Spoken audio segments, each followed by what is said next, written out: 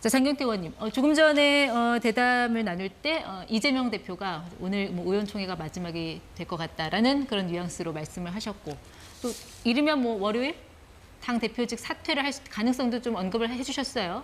네. 아무래도 지금 헌법이 정하는 대선 기간은 60일 이내에 치러야 되고요. 그렇게 역산을 해서 보면 실제 본선거와 국가선관위 등록 기간을 제외하고는 당에서 후보를 선출할 수 있는 기간은 한 달이 조금 안 됩니다. 그렇기 때문에 사실상 대선 경선을 한 달 이내에 치러야 되는 당 입장에서는 네. 어찌됐건 대표께서 사퇴하신 직후부터 또 대선 경선 준비를 해야 되기 때문에 네. 아마 뭐 늦지 않은 시간에 아마 다음 주 말까지는 가지는 않을 것 같고요. 다음 주 초 정도에 저도 사퇴하실 것으로 예상하고 있고 네. 사퇴 직후부터 아마 대선 경선을 돌입할 거고요. 당원 당규대로 경선으로 갑니까? 뭐 그렇습니다. 추대하는 방식은 생각 안 하시고요? 현재 당원 당규상 당내 경선을 원칙으로 하고 있고요. 또 3인 이상의 경우는 결선 투표 또는 선호 투표제를 시행하도록 되어 있기 때문에 제가 보기엔 뭐 추대다 이런 말씀은 언론에서 오히려 언급을 하시지 당 내에서는 그런 분위기는 아닙니다.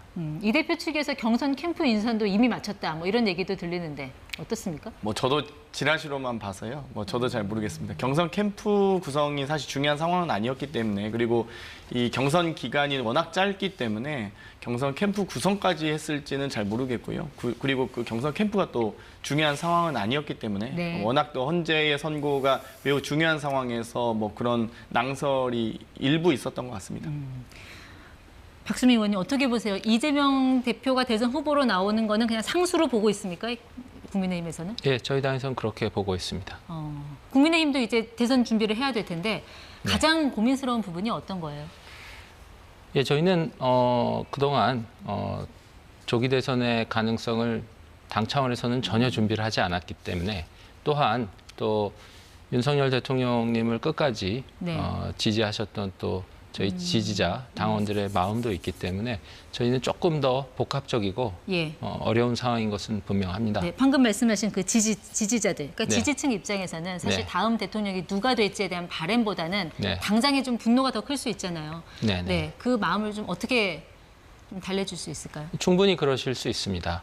그러나 저희 윤석열 대통령님을 지지했던, 탄핵을 반대했던 그 모든 분들의 마음은 나라 사랑입니다. 국가를 걱정하는 마음이기 때문에 그러한 마음들을 저희가 잘 다음 단계로 담아내도록 하겠습니다. 네, 조금 전에 박수미 의원님, 뭐 당 차원에서 조기 대선은 준비한 게 없다라고 네. 하셨는데 개인적인 차원에서 준비하는 분들은 좀 있으셨잖아요. 뭐 네, 홍준표 네. 대구시장도 이제 시장직 사퇴 선언할 거다라는 얘기가 잠시 흘러나오기도 했는데 뭐 어떻게 되고 있습니까?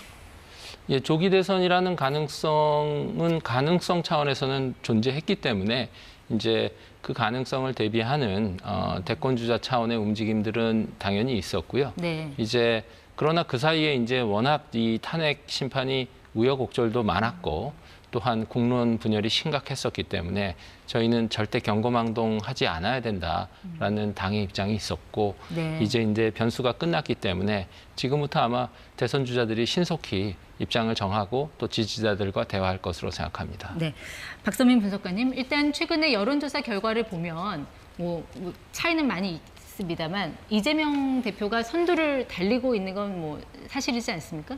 이 이재명 대세론이 계속 갈 걸로 보세요. 어떻게 전망하세요? 그거는 뭐 알 수가 없습니다. 두 가지 변수가 있는데요. 첫째는 그동안은 윤석열 대통령 비상경험에 대한 책임을 물어야 된다는 여론 때문에 여론조사가 조금 강성 지지층들이 적극적으로 응답한 결과가 있기 때문에요.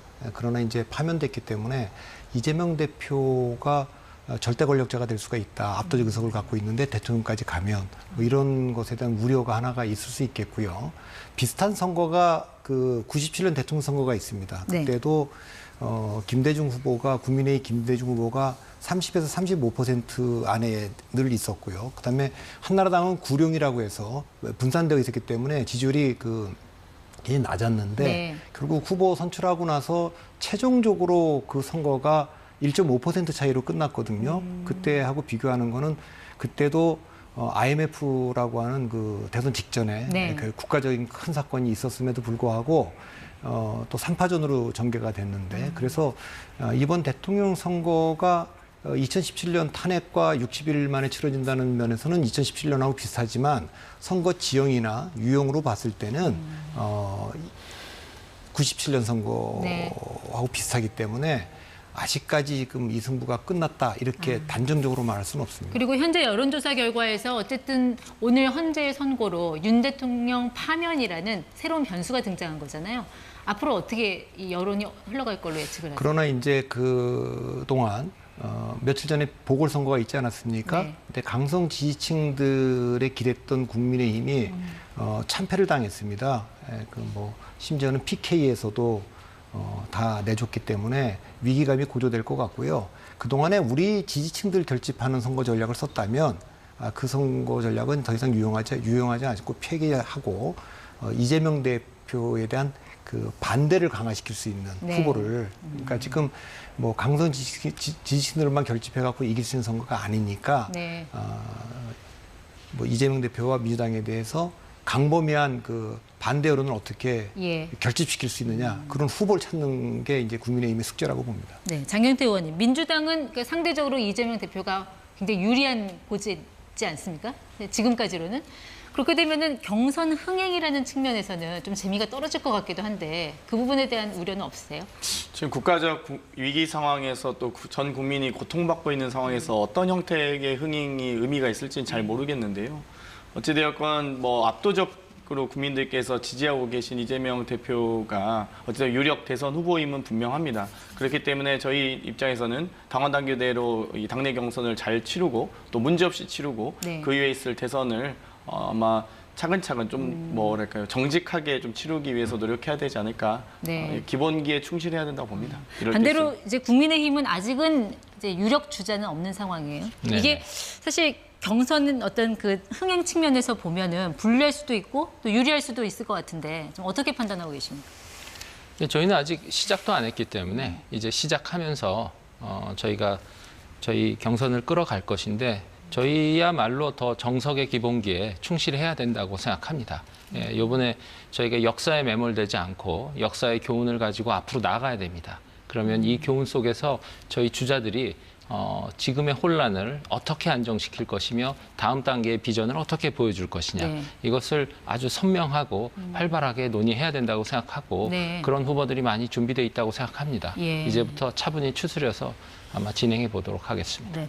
두 분 다 기본을 강조하셨어요. 예, 그 각 당이 말씀하시는 그 기본기가 어떻게 발휘될지는 앞으로 좀 지켜보도록 하겠고요. 네네. 예, 분석가님 보실 때 지금 민주당에서 친명계와 이제 비명계의 갈등이 그동안은 탄핵 정국을 거치면서 잠깐 좀 수면 아래로 잦아드는 분위기였는데 이 단일 대우가 이제 그 헌재 결론도 나왔으니 다시 수면 위로 나올 가능성 거기에 대해서는 어떻게 보십니까? 수면 위로 나올 것 같지는 않고요. 그거는 이제 이재명 대표의 항소심 결과가 공직선거법 허위사실 공표가 무죄로 나왔기 때문에 예. 그것이 뭐 1심과 마찬가지로 피선거권 박탈령이 나왔다면 후보 교체론, 후보 양보론, 뭐 필패론 이런 것들이 불거졌을 것이지만 지금은 이제 그 동력은 다 사라졌다고 보고요. 네. 다만 이재명 대표 입장에서 보면 네 가지 허들이 남아 있습니다. 일단 이 사태까지 온 거에 대한 책임론이라고 하는 거, 네. 그다음 사법 리스크 때문에 그 후보 자격론, 이것이 하나 있고 두 번째는 압도적 의석을 갖고 있는 민주당의 대통령까지 결합시켜 주는 게 맞느냐 이런 두려움에 대한 거, 그다음 세 번째는 그 외교 안보 노선이 국기에 부합하냐 이런 거, 그 네 번째가 이제 비명 반명계가 이재명 대통령 됐을 때 공간이 없을 수 있다 이런 우려가 있는 거 아니겠습니까? 따라서 이재명 대표 측에서는 다른 것보다 이재명 대표에 대한 반대를 약화시키는 전략. 네. 예, 그러니까 지금까지는 윤석열 대통령과 국민의힘에 대한 반대를 강화하는 전략이었다면 그걸 어떻게 그 우려를 불식킬 그것은 이제 당내에 있는 분들까지도 네. 그런 우려가 있기 때문에 그것이 이제 숙제로 남아 있을 것 같습니다. 그럼 박성민 분석가님은 이재명 대표가 사법 리스크를 어느 정도 털어냈다 이렇게 보시는군요. 그렇습니다. 그거는 뭐 대법원이 뭐 지금 뭐 파기 재판을 하라, 뭐 파기 환송을 하라고 하지만 네. 이미 뭐 헌재에서 전원일치로 인용이 됐고 그런 상태에서 선관위가 이미 예비후보 등록을 받겠다고 한 상태 대선 국면 들어갔는데 네. 여기서 대법원이 이 그 선거에 개입하기는 어렵기 때문에 대선 전에 어떤 그 후보 자격을 박탈할 만한 건 없기 때문에 네. 그럼 나머지는 다 진행되고 있는 거기 때문에 그것은 다 국민들이 이제 판단하겠죠. 네. 이재명 대표가 사법 리스크를 어느 정도 이제 털어냈다라는 그 분석가님 말씀에 동의하십니까? 국민의힘에서는 계속적으로 신속한 그 대법원의 선고 촉구하실 것 같고 뭐 파기 재판 이것도 지금 가능성 있다고 보는 입장 아니세요? 저희가 뭐 그 이재명 대표 그 재판 결과에 대해서 뭐 예단적인 예고를 한다든지 저희는 그런 입장은 아니고요. 다만 법 앞에 누구도 자유로울 수 없고 법 앞에 평등 아니겠습니까? 그러니까 재판을 지연한다든지 이런 일은 하지 말고 묵묵히 사법 절차에 당당히 응해달라는 얘기를 저희는 거듭했고요. 그러나 지금 조기 대선이 시작이 됐기 때문에 그 부분에 상당한 혼란과 네. 또 해석에 이 격변이 있을 것으로 저희는 예상합니다. 예, 하는데 이제 시작 단계라서 오늘은 이 정도 말씀만 드리겠습니다. 네. 그 분석관님 일단 그 6월 3일 지금 대선 날짜로 유력하게 거론되고 있는데 그 전에 공직선거법 위반 혐의에 대해서 대법원 선고가 나올 가능성은 어느 정도로 보고 계세요? 그건 뭐 제가 대법원이 아니니까 말은 못 하겠는데 현실적으로는 저는 어렵다고 합니다. 개인적으로는 2심에서 당선 무효형이 나왔더라도 대선 전에 대법원이 확정하는 거는 쉽지 않았을 거라고 저는 봅니다. 그러니까 민주주의가 갖고 있는 두 개의 제도, 대통령에 대한 파면은 헌재가 맡았다면 그다음에 이재명 대표에 대한 거는 저는 선거라고 하는 그 민주주의적 제도가 있고 네. 그래서 법원이나 민주당이 그 문지기 역할을 못했다면 이제 국민이 아까 말했지만 법적인 그 허들은 넘었다고 보는데 국민들이 그것이 어떻게 볼 건지 그거는 네. 이제 선거를 통해서 가려질 거라고 봅니다. 네.